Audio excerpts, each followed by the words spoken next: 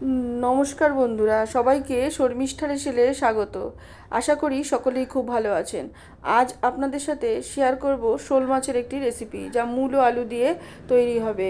এটা আপনারা বিভিন্নভাবে খেয়েছেন, কিন্তু এটা একবার এইভাবে করে দেখবেন, সেটা খুব সহজে রান্না হয়ে যাবে এবং ভালোও লাগবে।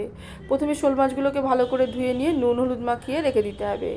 তারপর মুড়োগুলোকে এরকম ডুমো ডুমো করে কেটে নিতে হবে এবং আলুগুলোকেও ডুমডুম করে কেটে নিতে হবে। তবে চাইলে আপনারা আলুটা নাও দিতে পারেন। এবার কড়াইতে বেশ খানিকটা সর্ষের তেল দিতে হবে। সর্ষের তেলটা মিডিয়াম টু হাই ফ্লেমে রেখে গরম করে তারপর মিডিয়াম ফ্লেমে নিয়ে মাছগুলোকে দিয়ে দিতে হবে। মাছগুলোকে কিন্তু মিডিয়াম ফ্লেমে রেখেই এবং মাঝারি লাল করে ভেজে নিতে হবে। বেশি কড়া করে ভাজবেন না, যেহেতু এটা জিওল মাছ বা জ্যান্ত মাছে, কিন্তু বেশি কড়া করে ভাজলে এটা শক্ত হয়ে যায়, তখন সেটা সুস্বাদু হয় না। দেখুন, এক পিঠ ভাজা হয়ে গেছে, আরেক পিঠও কিন্তু এইভাবে মাঝারি লাল করে ভেজে নিতে হবে।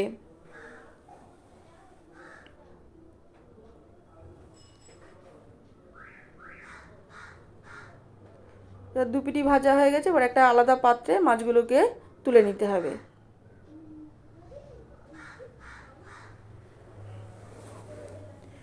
এবার কড়াইতে যে তেল ছিল তার মধ্যে মূলো আলুগুলো দিয়ে মিনিট খানেক একটু সাঁতলে নিতে হবে, একটু নুন আর একটু হলুদ দিয়ে।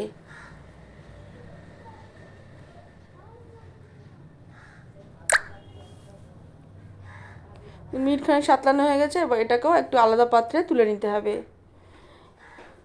এবার ওই তেলের মধ্যে দিয়ে দিতে হবে তেজপাতা, শুকনো লঙ্কা, গোটা জিরে আর কাঁচা লঙ্কা। 8 থেকে 9টা কাঁচা লঙ্কা চিড়ে এখানে দিয়েছি। আমি এখানে বেটে দিইনি, কারণ আমরা এইভাবে দিলে এই কাঁচা লঙ্কার ফ্লেভারটা খুব ভালো আসে ঝোলে, সেই জন্য এইভাবেই দিয়ে থাকি। এবার ফোড়ন থেকে যখন সুন্দর গন্ধ বেরোবে, আর এই সময় লো ফ্লেম রাখবেন, নাহলে ফোড়নটা পুড়ে যাবে, দিয়ে দিতে হবে পেঁয়াজ গ্রেট করা। একটা মাঝারি সাইজের পেঁয়াজকে এখানে গ্রেট করে নিয়েছি। দিয়ে দিতে হবে নুন, হলুদ, কাশ্মীরি লঙ্কার গুঁড়ো,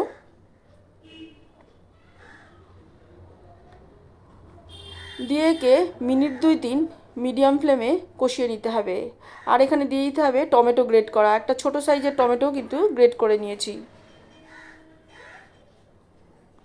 যখন দেখবেন এর তেলটা ছেড়ে সেপারেট হয়ে গেছে মশলা থেকে, তখন বুঝবেন মশলাটা কষানো হয়ে গেছে। এবার দিয়ে দিতে হবে মূলো আলু যে সাঁতলানো হয়েছিল সেটাকে দিয়ে দিতে হবে এবং দিয়ে একে মিনিট 1.5 মিডিয়াম ফ্লেমে মশলার সাথে কষিয়ে নিতে হবে। তাহলে নুনটা এর ভিতরে এবং মশলাটা এর ভিতরে ঢুকবে এবং খেতেও সুস্বাদু হবে, ঝোলের স্বাদটাও ভালো হবে। দেখুন, মশলাটা কষানোর ফলে চারদিক দিয়ে তেল ছেড়ে এসছে। এই সময় দিয়ে দিতে হবে গরম জল। গরম জলটা দিয়ে এবার একে মিডিয়াম টু হাই ফ্লেমে রেখে একটু ফুটতে দিতে হবে এবং যখন ভালোভাবে ফুটে যাবে তখন মাছগুলোকে দিয়ে দিতে হবে।